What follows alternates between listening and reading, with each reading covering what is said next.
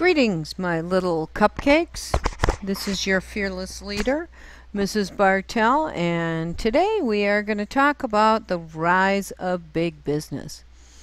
First of all, some of you football fans might be thinking, wow, the Pittsburgh Steelers, I wonder how they got their name. Well, after this lecture, you'll know.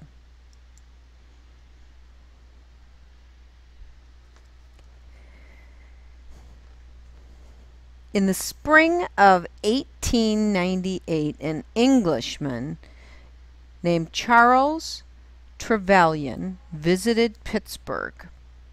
He came to Pittsburgh and found that it was a very, very rough town, and it was dominated by steel companies, steel businesses. He met some of Pittsburgh's richest people, and he thought, wow, these are brilliant people. Pittsburgh was one of many, many cities during the late 1800s that really got all of its energy from business and industry. The richest people were a new breed of business leaders. They had imagination, they were generous, they thought outside the box, and they were sometimes a little bit ruthless. By the end of the 1800s, many of them had made businesses that were huge beyond anybody's imagination. In this section, we have 4 essential questions. What factors were responsible for the growth of steel empires after the Civil War? What benefits did corporations and bankers provide to the growing economy? How did Rockefeller amass his huge oil holdings? What were the arguments for and against trusts? You need to know the answers to all 4 of these questions at the end of this lecture. If you don't, you have to go back and listen again. The growth of railroads, we found out, was spurred on by the steel industry and the Civil War. Early trains ran on iron rails, but as we learned in class, iron wore out very quickly. So railroad owners knew that they needed to find something that was stronger and that wouldn't rust. Steel, though, was very difficult and expensive to make. In the 1850s, William Kelly in the United States and Henry Bessemer in England each discovered a new way to make steel. The Bessemer process, as it became called, enabled steelmakers to produce strong steel at a much, much lower cost. As a result, railroads began to lay steel rails. A lot of other industries also took advantage of the cheaper steel. They made nails, screws, needles, lots of other things, and steel girders were used to support the new skyscrapers, which were tall buildings in the cities. Steel mills were all over the place. They just sprang up, it seemed like, overnight. Pittsburgh became the steel-making capital of the nation, hence the Pittsburgh Steelers. It brought jobs, it brought prosperity, it just did so much. It also brought a great deal of pollution, too. Andrew Carnegie was a Scottish immigrant.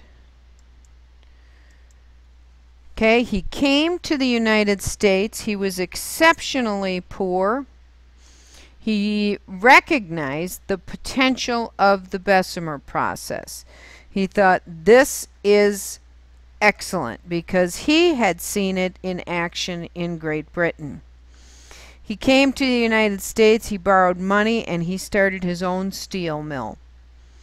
In just a very short time, he was making huge, huge profits. Then he decided that he was going to use those profits to buy iron mines, railroads, steamship lines, and warehouses. Carnegie, by doing this, began to control all phases of the steel industry, from mining iron ore to shipping the finished steel. By gaining control of this,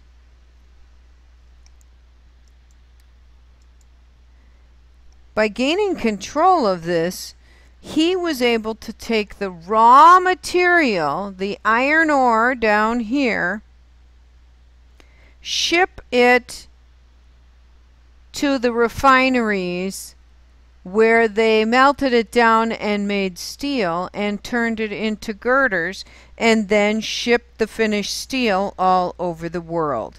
We call this vertical integration. Okay?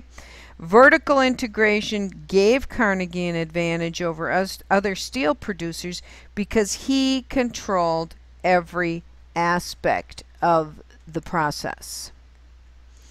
All right, so the Bessemer process was invented in 1859. They pressurized iron, made steel, which was stronger and much more durable. And then again, the steel was used to make train tracks, girders for skyscrapers, beams, and cables for the Brooklyn Bridge. Okay, this is a picture of a steel refinery. A lot of you may know about the oil refineries. There's one in St. Paul Park. What it does is it takes crude oil and refines it and turns it into different types of petroleum products. Well, that's what these steel foundries do, is they heat up iron until it's incredibly hot, and then the pressurizing process turns the iron into steel. Okay, so again, this vertical integration process takes all stages of business and basically cuts out the middleman. Carnegie lived by the gospel of wealth. He said, this is what he called it, the gospel of wealth. He said he wanted his workers to work hard. He drove them to work as hard as they could. But he still believed that the rich had the duty to help the poor and to improve society. Over the course of his life, he gave millions of dollars to charity. And even after he sold everything and retired in 1901, he continued to help people around the world. This is one of those stories that people love to hear. Andrew Carnegie was 12 when his family left Scotland. He first worked in a cotton factory for $120 a week. He worked as a telegram messenger, and he worked long hours during the day and then studied Morse code at night.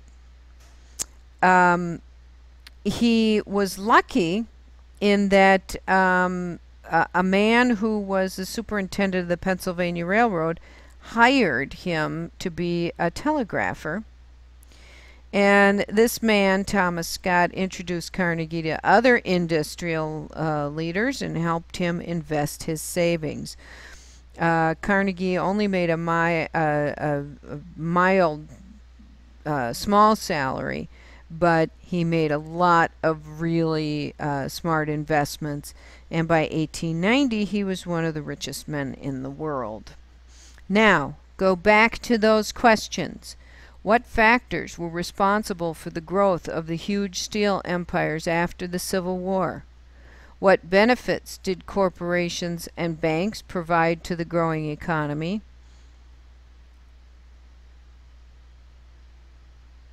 Whoops. You can't answer those questions yet, sorry. That's on the next PowerPoint. So we'll stop here and we'll pick it back up talking about business.